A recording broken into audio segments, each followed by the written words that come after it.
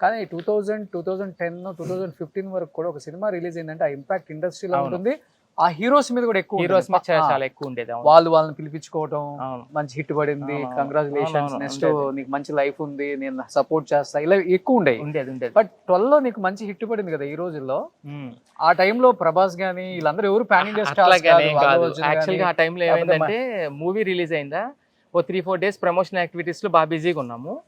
ఒక 1 వీక్ కి I went to Aravind 2 Dandeli forest లో దాదాపుగా 28 డేస్.